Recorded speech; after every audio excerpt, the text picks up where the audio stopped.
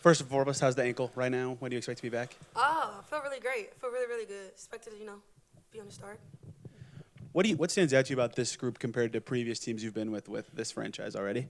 Oh man, well I think outside of all the cameras, lights, and action, I think we've mastered a standpoint of even though we're a young team, we cultivated here and even here, how competitive we are, and we know that our standards gonna be high, but I think we have a program and organization and even a culture now after just only a couple days of we want to go and compete and play against the best, and we know what it's gonna require, and I think for us, we're going to keep stacking days, obviously, but I think that we developed our competitive nature now.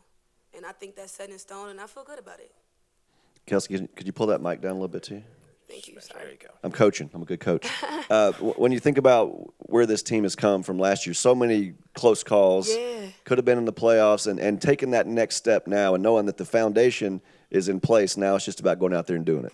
I feel to your point about how close we were last year, we made a lot of great strides, and I think the sky's the limit. But more importantly, I think now that we add, great pieces, a really, really great piece, I think we can expand who we are in so many ways now, on and off the floor, obviously. But specifically on the floor, we can, do so many things and master so many different ways of scoring and defending the ball in different ways and just being aggressive because we are young.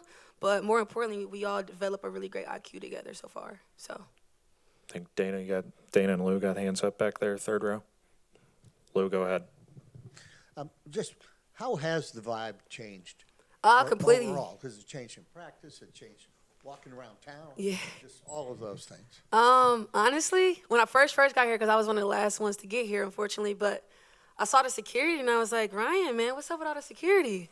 It didn't really dawn on me, right? So I was like, I saw a big guy, looked like he was in the CIA. I was like, he's clearly but it's been a really, really great feeling from a standpoint of, for one, I feel like the women's basketball game and culture has grown in ways that, we've seen it, as a player, we've been playing like this. But to know that we as a culture and as the women's basketball world is getting, in a way, the flowers we deserve, and having a really great Caitlyn Clark come in and kind of even push that narrative, it kind of goes to show how great this city could be behind women's basketball and where it could go for us. So I'm excited. Dana, go ahead. Hey there. What impact do you think Caitlyn Clark will have? Do you think you guys could literally go from a losing season to the playoffs this year just because of her? I'll say that who Caitlyn Clark is and what she brings to the table on and off the floor, because I've got a chance to talk and get to know who she is as a person, and that's more important to me. I think who she is and what she brings to us will enhance what we did last year and take it to another level for sure.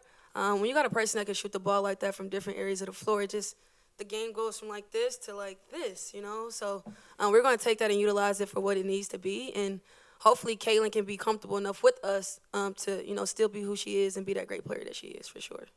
Chloe, go ahead, then Mike in the front row. Yeah, the team had a lot of experience in really close games last year, even though you may have been unfortunately on the wrong side of them. Just how can you use that experience this year in those close games to be on the right side of it? I think the best thing that you can have in this league of 144 players is experience. And so we're going to take those moments that we did have last year in the games and the film, and we're going to take the new pieces that we have, show them, how it was and how it went, and hopefully use it towards what we could do to be successful for the following years. So I'm excited about them experiencing the preseason games, the travel, all that kind of stuff plays a part, and it kind of goes into the WNBA experience. And so I think once they get that quote-unquote experience, it's going to make for a great team. Mike, go ahead. Yeah, Kelsey, I wonder if I could sneak in too. First, if you could just talk about your pride. You've been the one who's been here through, I would say, ups and downs, but a lot of downs. And then, how much you appreciate this moment that maybe other people, you may appreciate it more than anybody. And then if you could also just talk about having two of the greatest three-point shooters in the history of the game, you and Caitlyn, on the same team, and then even adding in a Katie Lou Samuelson, how much that is going to help this team to have that kind of shooting depth. And in this era, being able to shoot the ball on different levels and different spectrums is amazing. So to know that we have, really great shooters around us is really fun. You'd be surprised. Threes are better than twos for our team. So if that's the mantra that we got to go with, we will. I would say from, seeing the lows and seeing the highs, I think for me, I wouldn't have changed my process personally. I've been fortunate to be around really great players to come through Indy, and we feel short, and the culture feels short. But I wouldn't trade my journey and how I got here for anything in the world. I think the losses made me who I am. I think the losses made our culture what it is now and what we expect from each other now, to even give to these young players in 2024. So I'm excited about our future, but I would never change my past. I know what I had to do to get to this point, and I wouldn't change it for the world. So. Got two more, Chloe and Tony, finish up. Yeah, you mentioned rookies experiencing travel for the first time. Just how different is it in your experience going from charter flight to Ohio State and then kind of commercial for the first time traveling as a team? I tell you this much, I can't. I feel bad for our rookies because, when you're used to something, you like, are you joking? Are you serious? Or like, so that experience is one for the making. Hopefully, man.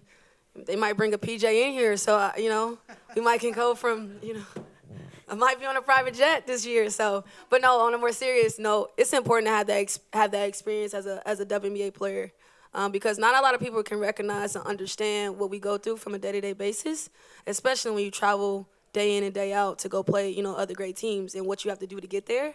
So it'll be an eye opener. It'll be funny in a way, but we'll support them along the way for sure. Kelsey, the court's going from this to this. How that help you specifically? I think for me personally, finding those spaces, getting downhill, touching the paint, collapsing two, and then finding one.